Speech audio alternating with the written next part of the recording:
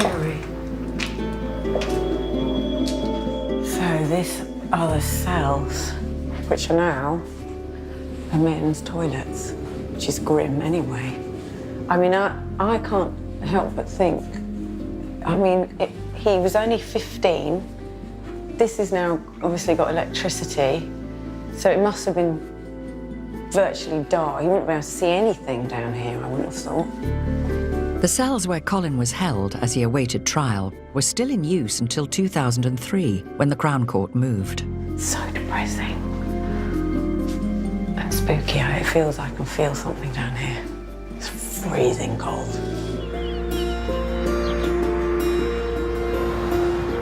My mum and stepfather came to live in Cornwall about 15 years ago, and it's where all our ancestors are from. But I think the thing that really interests me is this rumour of a whole French side of the family. I would love to find a French connection.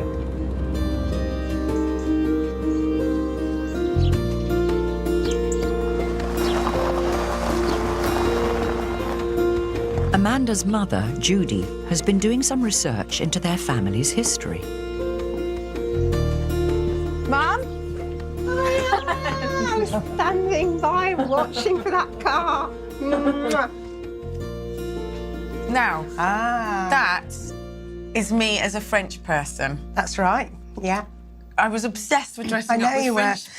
I mean, but it's stereotypical French. I don't think I've ever seen a person in a stripy T-shirt with onion round his neck. And you won by winking at the judge. Winking at the judge. Which is a good tip for anybody that comes on Britain's Got And you've Talent. never looked back, have you? No. Amanda knows that the name Louis crops up a lot in her mother's family. So, this Louis, who's my great-grandfather, and right. your grandfather, that's Louis. And that was Nanny's dad. Yeah. And wasn't he a brilliant swimmer? Oh, yes, he was. Actually, he won a trophy in 1913 for long-distance swimming in Cornwall. Here, it says, what does it say? Can you read it? Yes, let me just put it into the light. Long-distance swimmer championship. Oh, don't look in there. Why? Because he's in there. What? No, he is not! You are sick. Oh, my God. Judith! Just put him over there. But anyway, Sorry, may you rest in peace. Yeah. So that's Nanny's dad. yeah, He was a Louis. that's right. Yeah. And then was his dad a Louis? So how many greats? Hang on a minute. 1, 2, 3, 4. He was obviously the first Louis, because if you look further, that was the one that was born between Colin Thomas, who wasn't a Louis, because There was no Louis at that there was point. no Louis. He married this French woman woman. called Radgood, which we think... That's a funny name. I know. Did you know what her surname was? Radgood. No. Radgood. So I've got... There's a census here, actually. Radgood. This is the 1841 census. So where are they? Can you see? Such spidery writing. Oh, OK, there. there. Yeah, with Colin one Thomas. out. It should be two, because I've found out since. Colin's They were got always, 2 L's in it. all the Collins were spelt with 2 L's. OK. So he was a shoemaker. So we could... This makes sense to me because I love shoes. It's genetic. Shoes. He could have made you them. Loads of shoes. Yeah. And he was 15, 1841. Oh, I'm rubbish at Yeah. maths. So he was about 1790-ish. 1790. he was born. Yeah. And on the next one, 1871, we look down here. Oh, there we are. Spelt Spelt right. properly, yes. Colin Thomas, Radgood, wife. But look, you look across, where born? Bordeaux. Oh, my God. I knew we were French. Yeah. I know. And from a wine region. And we made shoes. This is 2 really good mixes. This is going very well. It'd be brilliant if you could find something out. What's my family history is shoes and wine. Yes! Brilliant.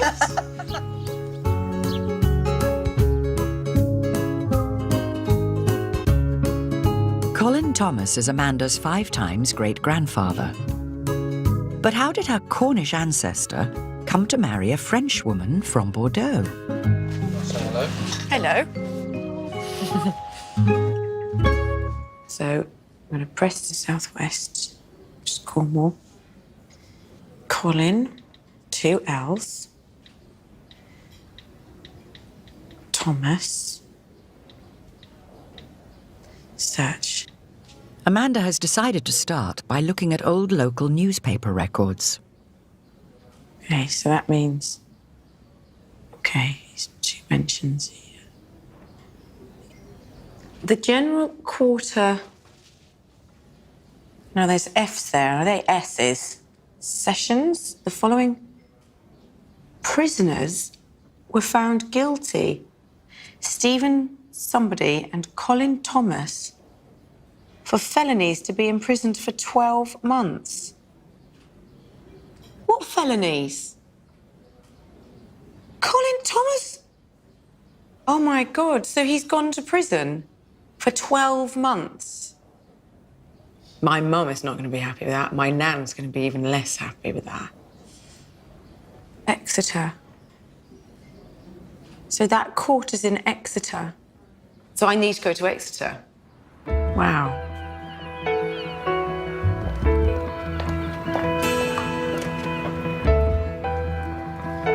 Amanda's come to Exeter Castle, the site of the city's courtrooms in January 1806, when Colin Thomas was put on trial. She's meeting historian Professor Peter King. Hi, Pete. I'm Amanda. Nice to meet you. So, Peter, yesterday I found out that my 5th great-grandfather, Colin Thomas, went to prison or did something. It said 12 months for felonies. And I have to say I was completely shocked, but my gut instinct just straight away said, no, there's no way. He's an innocent man. Innocent man. What has he done? OK, was he innocent? That's the question. Yes. Let's go. We're going to have to go back a bit. A felony means it's a crime that you get tried in a jury court for, so it's a major crime. To do that, I need to take you back to a couple of documents that were several years before 1806, when he ended up in court. Okay. So I'm going to start you off with a document here, which is an apprentice indenture. And have a look, and you'll just the story will begin to reveal itself. Between Deborah Thomas of the borough of Truro. There's his mum.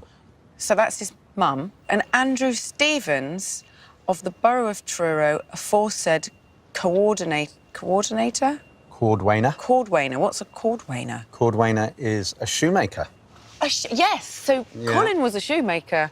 It's an apprenticeship for, and if you read on a bit, you'll find out how long he's committed to do it. Okay, to serve from the date hereof for the term of 7 years. Wow.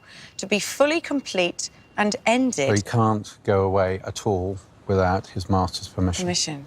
Oh, this is interesting. Look. Alehouses he shall not frequent. No, he's not allowed in the pub, basically. No pub. Oh, no, I've completely lost my place. Right, so his secret's keep. Keep, and all lawful commands. In other words, he's under the hammer at all times. At all times, readily do and obey. Gosh, I mean, it sounds very strict. You're bound in. The master feeds you, and effectively you are in his household and under his control for the rest of your 7 years. I mean, the master would be able to correct him, i.e. punish him, corporal punishment. Occasionally, there are cases in the 18th century when apprentices are beaten to death. So let's just work out how old he is, first of all, when he gets it. Well, yesterday, on the 1841 census, he was 50. So that means he was born in 1790. 1790, yep. So this is 1800. So he's 10. He's only 10 when he's going into this. That's the same age as Lexi, my daughter. I still feel like it's not going to... I think he's still a good person. Right, I kind of have a suspicion now what I think. Well, let's have a look and see what might have happened to him. And what's this? So, what's that? Yes, now, this is interesting here because this is the Royal Marine descriptive register of people that they recruited. Recruits like Colin were tempted into the Royal Marines with the promise of the King's Shilling, a cash bounty which they received on joining up. There he is. You've got him. Double L, Colin. Yeah. Colin Thomas, 20th September, 1805. OK, so he was 17. Oh, no, hang on. In 1805. No, Oh, he's God, not he was even 15. 16, he's 15. Yeah, so he's saying he was 17. So the really important bit is this here. Okay, That means discharged. discharged, Claimed. claimed an apprentice. Yep. Claimed an apprentice. So the master has come back Andrew Stevens. because the 7 years are not yet up and claimed him back. So he was there I'll a just couple of pick that months. up. He gets a couple of months in the Marines. So now we're going to have a look at the calendar of prisoners. So this is the January session, January which you read about in the 1806. newspaper. It was in the newspaper, yeah. Now, Colin Oh Thomas. my gosh. aged- He says age 17, which he isn't. which he's not. Mm-hmm. Charged with unlawfully having knowingly, By false by pretenses. false pretences, obtained the sum of £11 and 11 shillings. 11 guineas, in other words. Yeah. So this is So he his stole signing somebody's up money. Yeah. Oh, he's signing up money. Yep. To the And- Marines. Yep.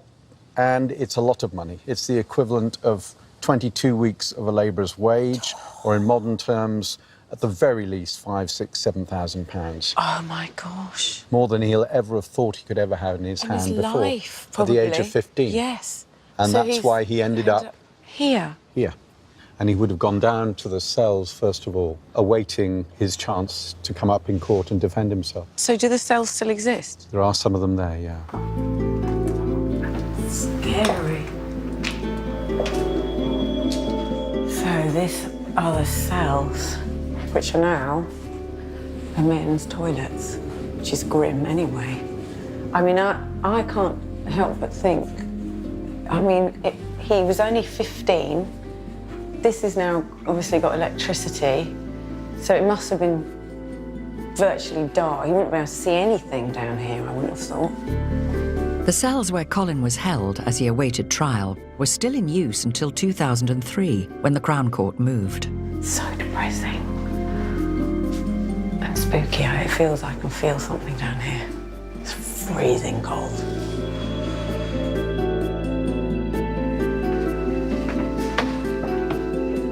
Crime and punishment expert Professor Barry Godfrey is waiting for Amanda. Welcome Nice to to the meet you. Exeter courtroom. Amazing place, isn't it? Gosh, yeah. I mean, it's massive. That's where the judges would have sat, resplendent in their scarlet robes, literally looking down on Colin. 15-year-old Colin. He's Making me 15, but feel- he's an adult in the eyes of the law. Really? So this is where Colin would have stood 200 years ago, just exactly where you're standing now. Oh, Colin. And this is the document that we have that describes what happened on that occasion. So there's his name, Colin Thomas. Okay. See here, this is what he's charged with. Well knowing himself, the said Colin Thomas to be an apprentice and as such not an eligible or proper person to enlist to serve our said Lord the King as a private soldier, but being, oh my gosh, look at that, but being an evil disposed person, evil. Yeah. Well, he's taken the money, but he's not going to provide the service. Yes, but he tried. They came to get him back. He tried, he wanted to serve, but he's not free to serve. He belongs to his master. And why? I mean, the thing that I keep wanting to ask is it said that he'd served almost 5.5 years of his apprenticeship, but he only had to do 7. Yep. So what person in their right mind? Somebody who's very miserable, someone who's being Okay. ill-treated, maybe somebody who wants to go off and be a swashbuckling hero and serve the king. So adventure. Maybe adventure. And that's why he lied about his age. Well, we can see here, actually, in another document, what does happen to him. Ah, here we go. Colin Thomas, God, this writing. Convicted of a felony, let him be imprisoned in Bridewell, is that? That's it. For the space of 12 months and kept to hard labour. Bridewell is another name for a house of correction. He's there to have his behaviour corrected. Right. And the hard labour really is hard labour. And as what would well. that be then? So in Exeter Bridewell, it would have been stripping bark. So that's used in a tanning process where the hide is dipped in urine. Oh, So he would have been in, you know, pretty miserable, smelly, wet, awful. smelly, unhealthy conditions. That's not good. No. So what happens to him afterwards in 1807? We don't know what happened to him when he came out. Like lots of people, we just lose track of Colin. No record survives of Colin being released from prison. But Barry has found another document. So this is in French. Gosh. Why don't I listen very much in my French? Here we go. I can actually, that's basically English. Acte de mariage. Marriage? Marriage. Absolutely. Act of marriage. Something a little bit more pleasant for Colin is... So how much longer after he left prison is this? This is about 10 years. 10 years? 10 years we lose track of Colin, and then he turns up here. Oh, and look, hang on. Is that just because it's on the marriage certificate, but it says Thomas Colin there, not Colin Thomas? The name's reversed. It may be because that's the way the French did it at the time. It may be that he's changed his name to escape his past. I'm going with that one. It could be that. Because, look, I know that her name is Radegund, or however you say it. Radegund. Radegund. Radegund. Ah, bien sûr. Her name's the right way round. That's right. So it may be that he's done that just to throw people off the scent so he can put his past behind him. And that must be her surname, Chabonnel, which was what eluded my mum. This is the point she got completely stuck. We also know where they married as well. Oh, my God, where? That's really tricky to read. A? Is that an A or a C? That's A, in Cordreau. Cordreau. Yeah. Cordreau. Your accent's a bit better. Cordreau. Yeah. That's a nice village southeast of Bordeaux. That is even better. Yeah. It's a new beginning for Colin. Yes. A marriage, a new land, and as a free man.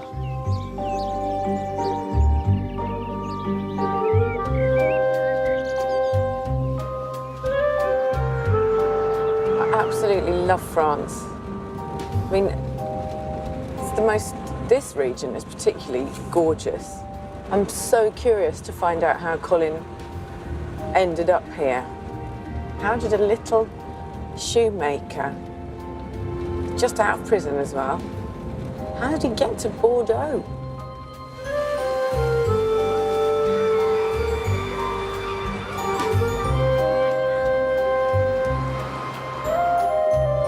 Amanda has come to the city of Bordeaux, the centre of France's famous winemaking region.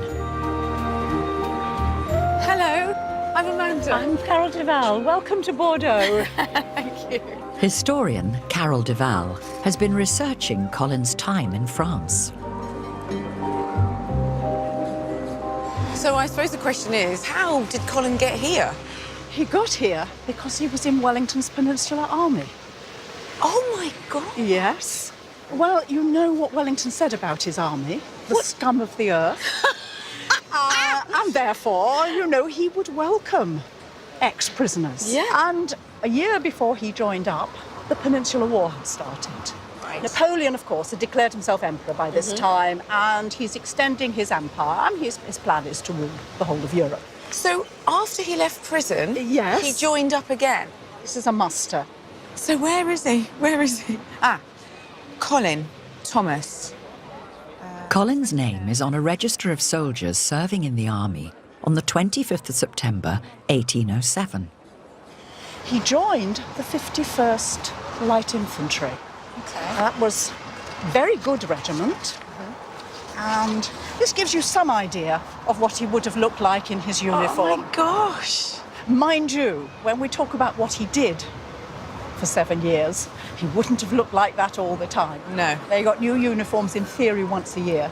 And by the end of it the would have year, been really grotty. Oh, there was lice there. Oh!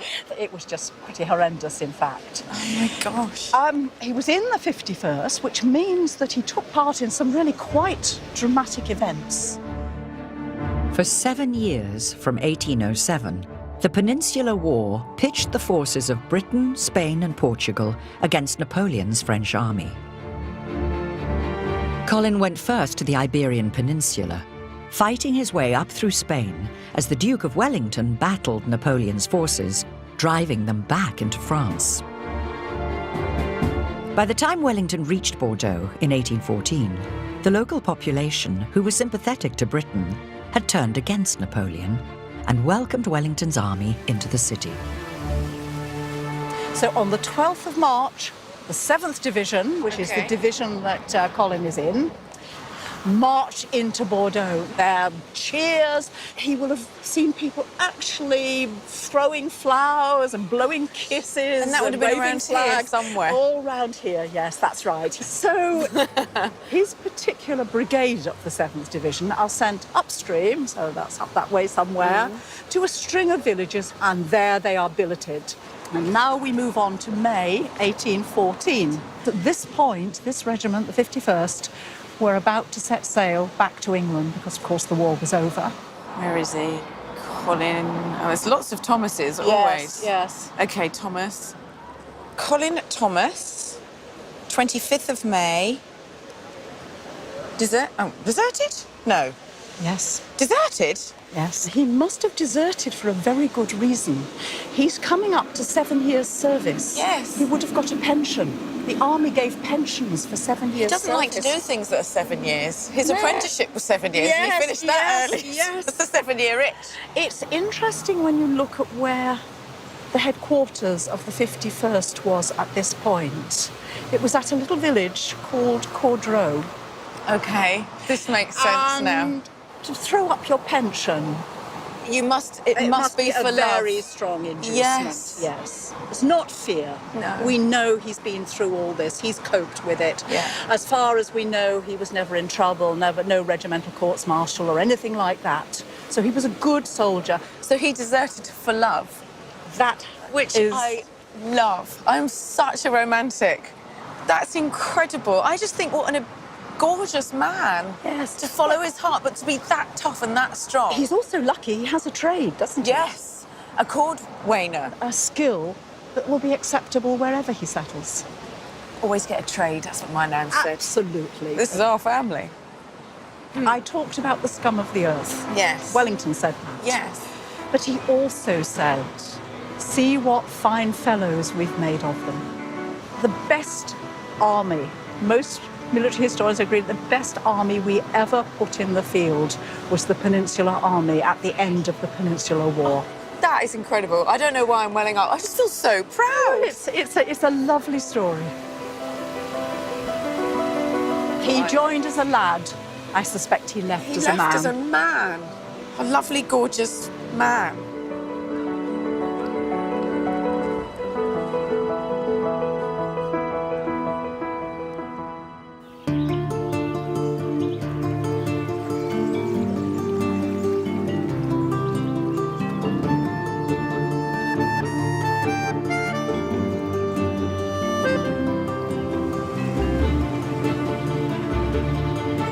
So we're going upriver, and I think we're doing the same journey that Colin will have done from Bordeaux to Cordreau.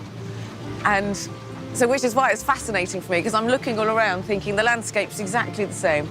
So he will have seen these trees, that chateau. I'm literally seeing what he's seeing. It's incredible. Cordreau sits on the banks of the Garonne River, 40 miles upstream from Bordeaux. Colin came here in the spring of 1814. Amanda has arranged to meet historian Dr. Gregory Champeau. Bonjour. Bonjour. Hello, I'm Gregory. Hello, Gregory. I'm Amanda. So this is Cordreau? Yeah, it is. Well, you're actually on the port of Cordreau, which Right. was the port of Cordreau in the early 19th century. That would have been a very bustling place. I've got postcards. You can see the river full of boats and barges on which the goods were loaded.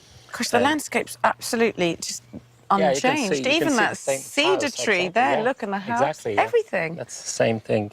So as you know from Bordeaux, this place was quite anti-Napoleon. So the local people would welcome the British troops. And there would be fraternization. And I've got here a very interesting document. So this was written by Lieutenant William Hare. He was in the same regiment as Colin. It's like a grid. Yeah, it is. Actually, it's written in 2 directions. Why? He wanted to use all paper, actually, so he didn't want to Waste a tiny inch Exactly. of space. Exactly. Oh, my goodness. If I remain long in this country and withstand seduction, Yeah, it's underlined. it will be wonderful, for I never saw such women in my life. He's writing this to his wife. Exactly. At a party. At a party the other night, a handsome friend of mine was there when one of the daughters of the house gave him privately the key to her bedroom, into which he found the way. Gosh, wouldn't that be amazing if that was Colin? Wow, It that would be. could have been actually, yeah. Yeah. That's So they were interesting. beautiful women. Exactly. And quite naughty. Ah, maybe. You see, I know I've inherited that as well from Radagon.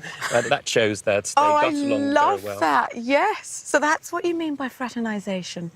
It's a polite word for we won't say. Exactly. So Colin and Colin was Radagon having a fabulous time. But I have to say, I think he blinking deserved it. Because he's been through so much. That's true. He's fought so many battles. That's true. The key to somebody's room is the very least he could expect. And a barrel of wine. Right, that's true. If you want, we could go up the street here to have a look at Radagon's family house. Really? Yes. Oh, my God! Really?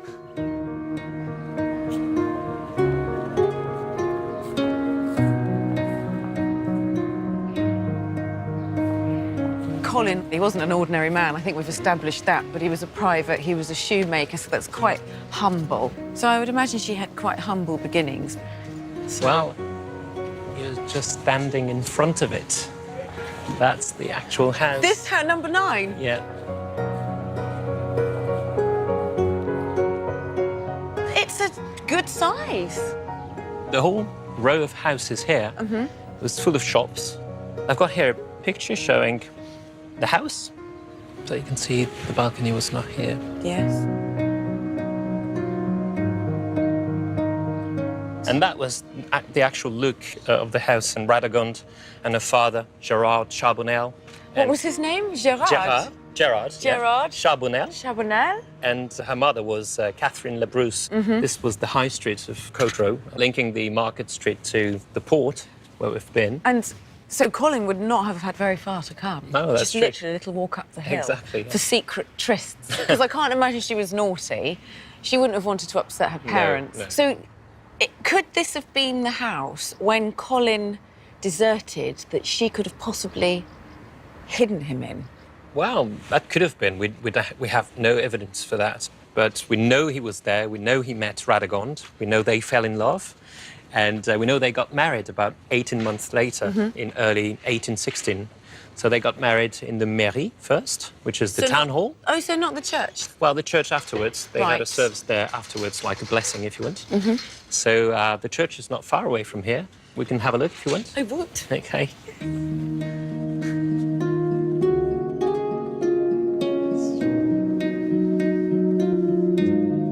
In France, marriage is always a civil ceremony performed by the mayor.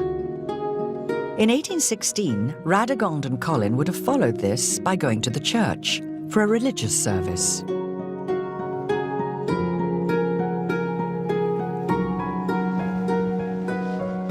So this is much grander than I thought.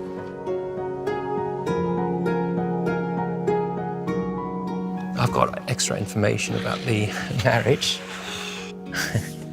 Because actually they drawn up this prenup agreement. What? Well, a prenup? Yeah.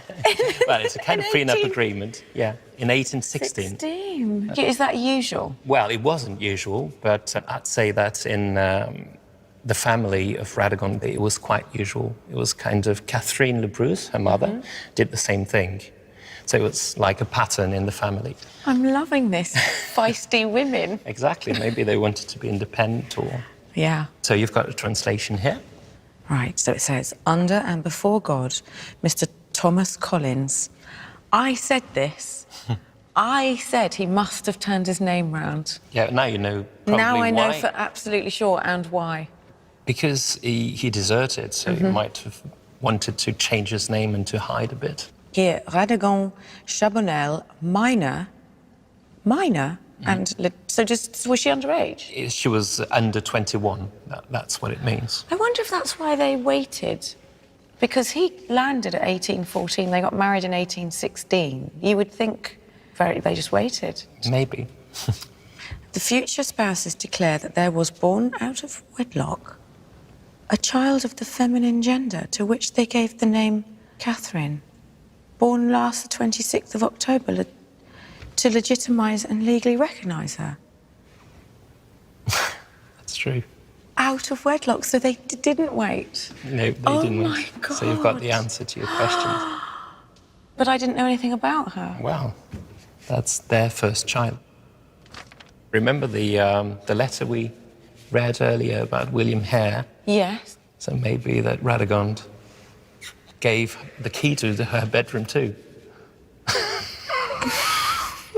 There was me thinking, oh yes, they waited 2 years so they could get married and do it all right and do it in the right way round. Or what is the right way round? Mm-hmm. A baby is everything. How amazing. Would French have been a bit more relaxed about that? I don't know, at the time probably not. So after that they had Louis, as you know, in 1818. Mm-hmm. And sometime before 1821 they moved back to England.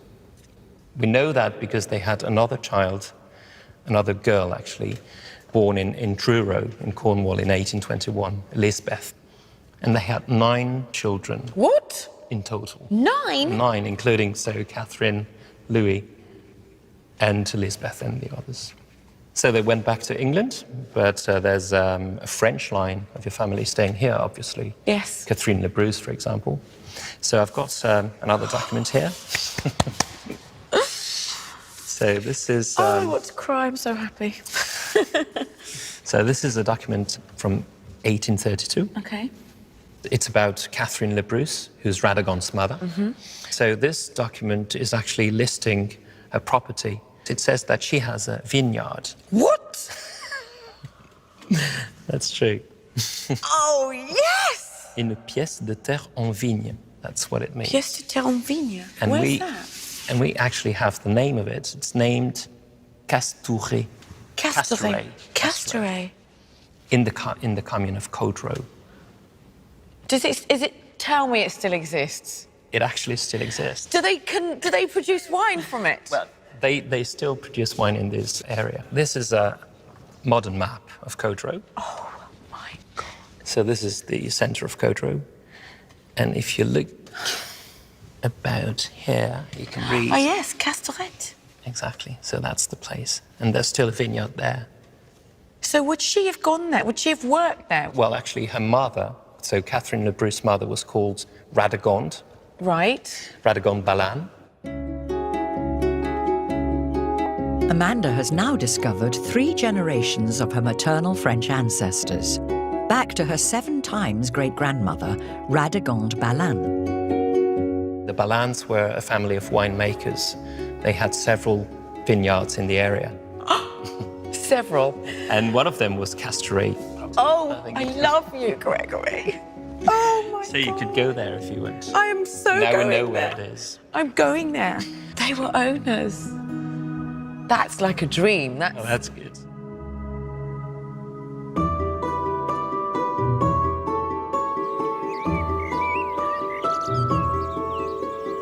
So, Gregory said, come and find Castouré Vineyard. So I'm literally at the fork here. There's a road there, It's got to be over here somewhere.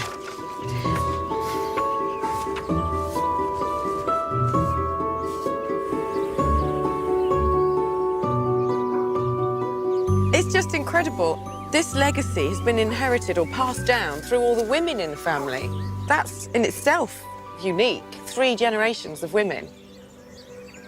I couldn't have asked for anything better. My family used to own a vineyard, and it's like heaven. So this is it, Chateau Castouré. I love that noise.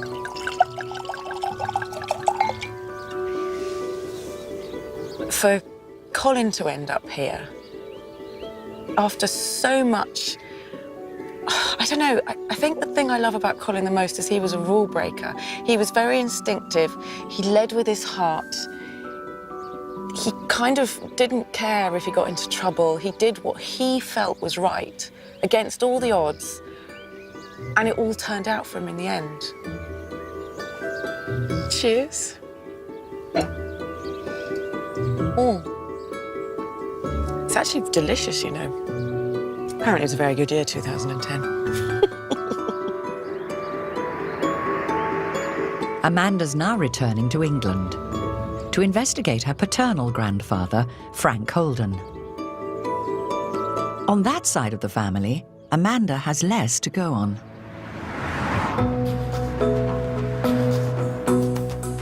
After her parents divorced, Amanda lost touch with her father, Frank, and never met her grandfather, Frank Holden Sr., who died in 1983, aged 71. Hello. Lovely to See you.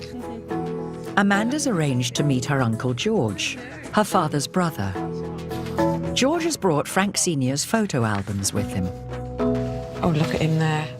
He used to do the singing and dancing and entertaining. Because I've always wondered where this Theatrical. theatre side of me has come from. Yeah. And so it's obviously come from the Holden. The Holden family, because Side.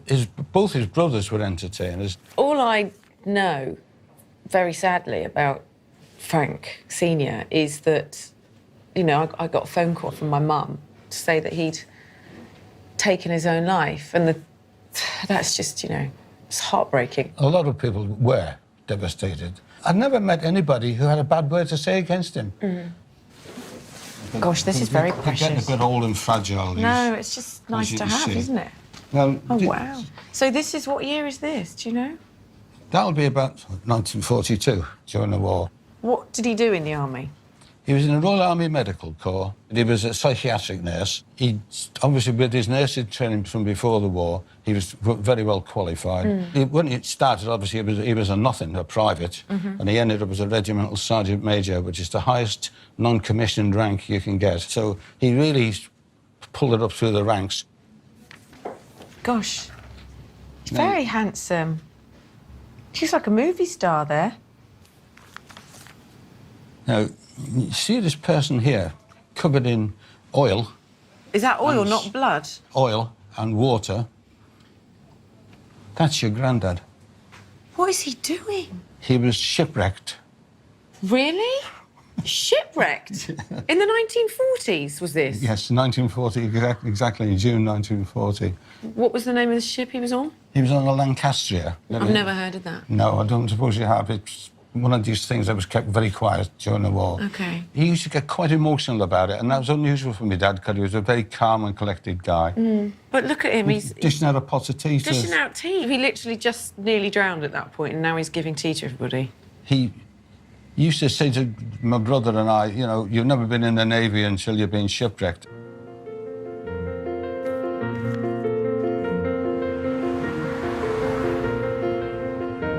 So I learnt an awful lot about Frank Sr. then, but I think the most poignant and interesting was the fact that he was shipwrecked. So I think I need to find out, or go and find his army records, I suppose. Look up Lancastria.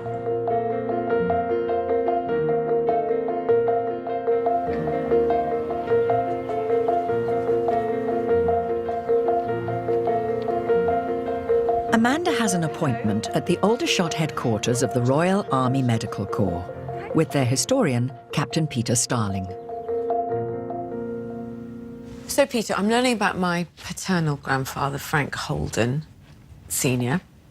I know he was a nurse, and I know he joined the army, and that's about it, really. Did you ever meet him? Or? I didn't know him. No, I didn't know anything about him at all. He was obviously a very exceptional psychiatric nurse.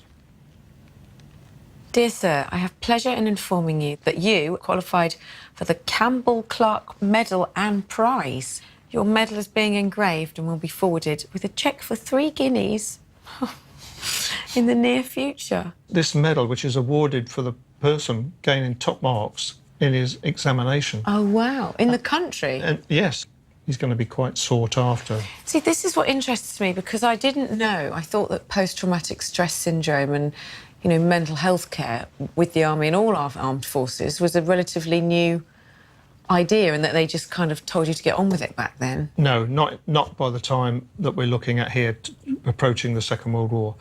It was after the First World War, really, with all the soldiers suffering from shell shock, that they realised that this isn't cowardice, it's not lack of moral fibre, it's a hidden wound. And we needed male nurses, needed doctors who were trained to look after our psychiatric cases. So he would have been snapped up? So he would have been snapped up. Now, the war clouds are looming, aren't they, through the summer of 1939? Yes. And eventually Britain declares war on Germany. In September. And I don't know if you can read this here. It says... Mobilised. Yeah, 1st of September. 1939. And then underneath it? BEF? British Expeditionary Force. Frank Holden was one of the first members of the British Expeditionary Force sent to France in September 1939 to protect Western Europe from German invasion. He joined a team of about 200 medics, known as a field ambulance. On the 10th of May 1940, Germany invaded, unleashing blitzkrieg, lightning war, quickly overwhelming Allied forces. Nursing orderlies like Frank were the frontline medics of their day and would have been in the thick of the action. 26th of May 1940 is the crucial date. The British Army is being pushed back by the Germans towards the French coast at Dunkirk. And as you know, this big flotilla of ships goes over there and rescues the British Army. Yes. But look at this date here. That's the 26th of May 1940. But if you look at Frank's date, he doesn't leave France to the 20th. Till June. Yes. So where was he? Trapped south of Dunkirk in St Nazaire. There's thousands more British soldiers that are there in this little enclave. So he was left behind? He was left behind. So I know that Frank was shipwrecked. Could it have been a ship that was trying to get him home that was actually shipwrecked? The Lancastria? There's nothing in his record here that says he was on the Lancastria or that he was shipwrecked. There's no clue. If you didn't know, you wouldn't know. No. It looks like I'm going to have to go back to France. I think so. Brittany. I think if you go to Brittany, you might find, hopefully, something else about that.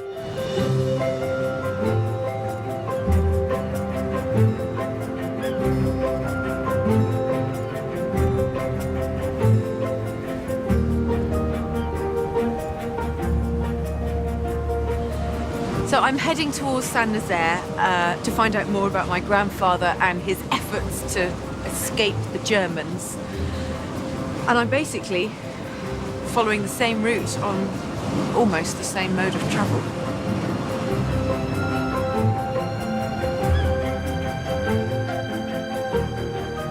Amanda has discovered that her grandfather was stranded in France after the evacuation of Dunkirk and ended up in St Nazaire, 450 miles further south along the Brittany coast.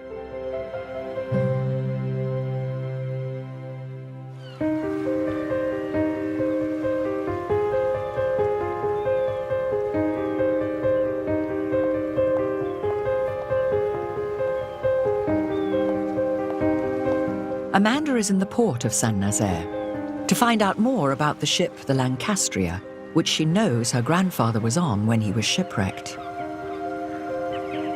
She's meeting historian Jonathan Fenby. So these are the docks, the quayside of St Nazaire. This is what it would have looked like. So it was had been a very lively place, most certainly.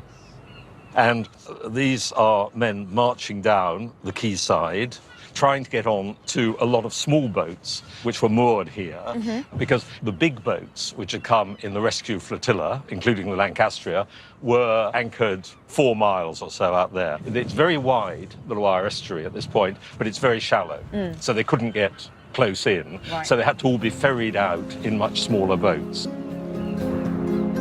30,000 service personnel descended on St Nazaire from all over France. Everyone was desperate to find a way out before German forces attacked. And when the men were here, they all wanted to go out to the Lancastria. They all thought it was the safest place to be. One said it's as solid as the Strand Palace Hotel.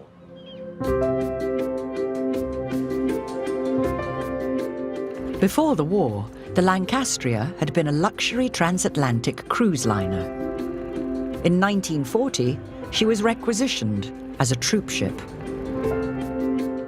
Jonathan is taking Amanda to where her grandfather and thousands of others were queuing up to embark on the 17th of June, 1940. You can see here British troops crossing the bridge, and the ships were waiting for them down here, the smaller ships, waiting here to take them out to the Lancastria and the others. You can see hundreds and hundreds coming round and getting onto the Highlander, which was a destroyer, which was one of the ships, which is here. And we have these photographs because a member of the crew of the Highlander, who was a very keen amateur photographer called Clements, exchanged a pair of socks for a roll of film in Saint-Nazaire, and he took these photographs. But we don't know how many got onto the Lancastria. What was the normal capacity? Well, the normal capacity would have been 2,500. The captain reckoned they could take 4,000. Yeah. He was told take as many as arrive, basically. The stewards counted them in with a little clicker, but they were overheard to say we stopped counting when it reached 6,000. And some people think it may have been 8,000 to 9,000 Gosh, got on so the it was ship. absolutely It was rammed. absolutely rammed. Frank Holden was one of the thousands who were taken out to the Lancastria and crammed into the ship's holds and on deck. Finally, the captain decided the ship could take no more. The last load from the destroyer Highlander was turned away.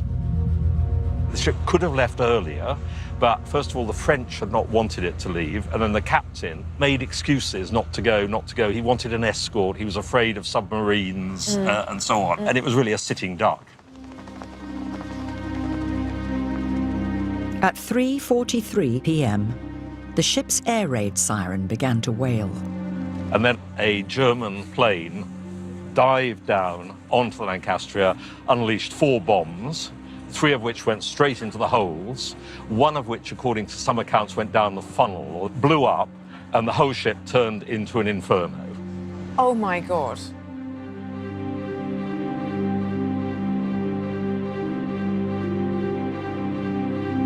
Many of those who lost their lives were trapped in the holds of the ship.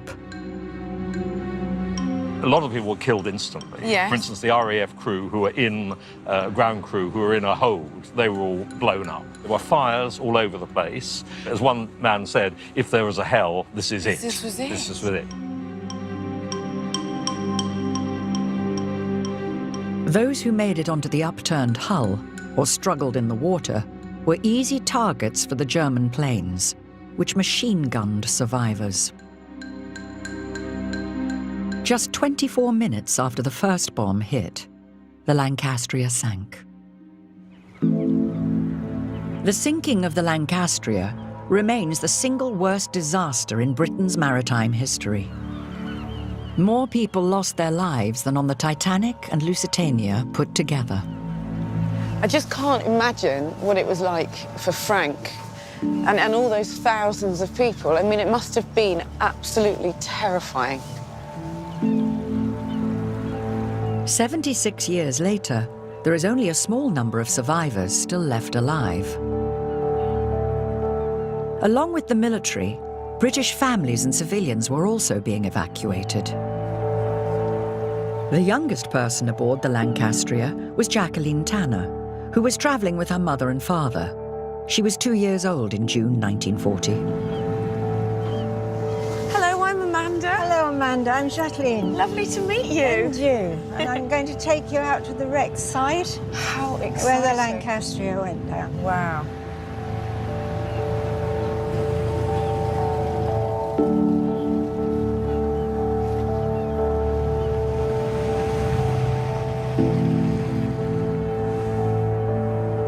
The ship's sonar reveals the first sign of the Lancastria, sitting upright on the seabed below them.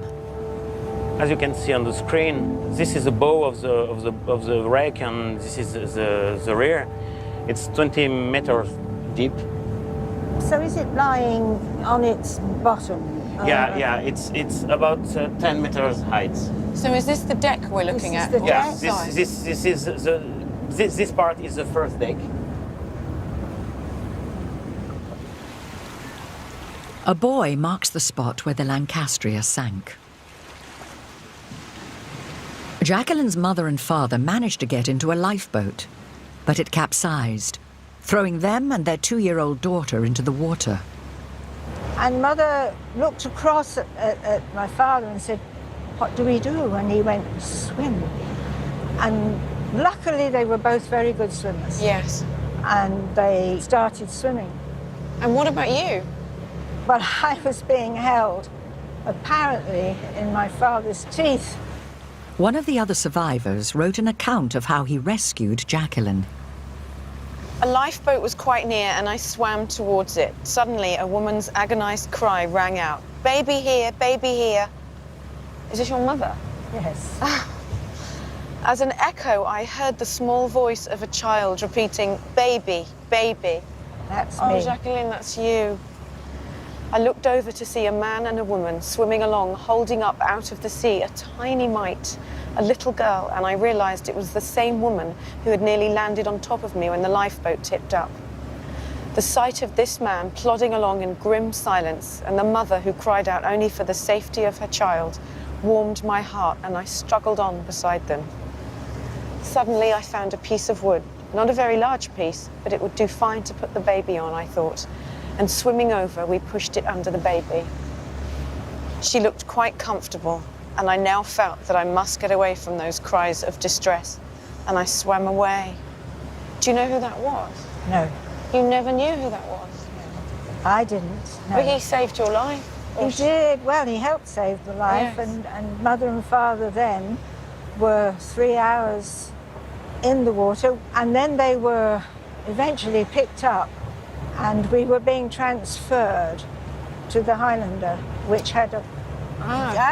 So, the Highlander, I have a picture here. You do? Because my grandfather, Frank, there he is. So this is on the Highlander? This is on the Highlander, and he's covered in oil, like you must have been. And he's wrapped in a blanket. Other people are wrapped in a blanket, and this is the thing that... Pouring tea. He's pouring tea, a good old British cup of tea, and he must have been on the same ship as you. He must have been. On the Highlander. And he was a lucky one as well. He survived.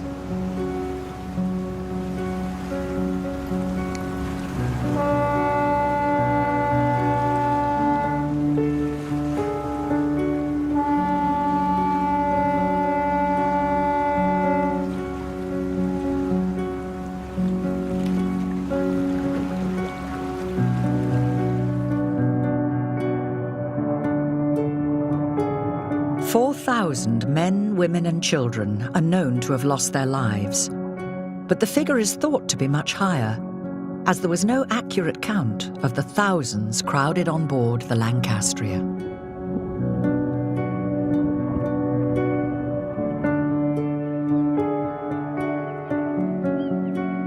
I think you and my grandfather were extremely lucky to get out of there. Oh, yes. Oh, yes. But the thing I don't really understand, Jacqueline, is that this is a bigger disaster than the Titanic, and yet I've never heard of it.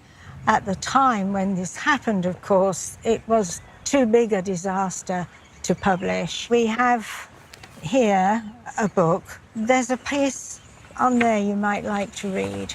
Okay. So this is Winston Churchill's diaries. One frightful incident occurred on the 17th at Saint-Nazaire. The 20,000-ton liner, the Lancastria, with 5,000 men on board, was bombed and set on fire just as she was about to leave. When this news came to me in the quiet cabinet room during the afternoon, I forbade its publication. Here we go. Saying the newspapers have got quite enough disaster for today at least. I had intended to release the news a few days later, but events crowded upon us so black and so quickly that I forgot to lift the ban. I can see that it was done for morale, for the people in Britain, but now it needs recognition. Yes, it did need recognition. There he is. And there he is. But isn't it amazing that you both survived massive disaster? And he was not very old. He wasn't very old, you were tiny. I just like to think that he may have seen you, because it must have been a Well, he unique probably thing having did. a little top like you on. It's a small world in some ways, isn't it? It's taken a long time for us to find out that we've got something in common.